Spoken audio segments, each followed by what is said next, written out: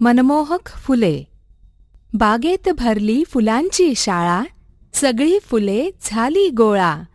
बागेत होता मोठा झेंडू, जसा ठेवला पिवळा चेंडू.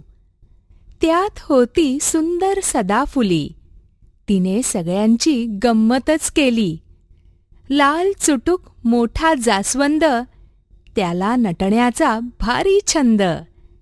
शाळेत आली मटकत शेवंती, सफेद पिवळी तिची कांती.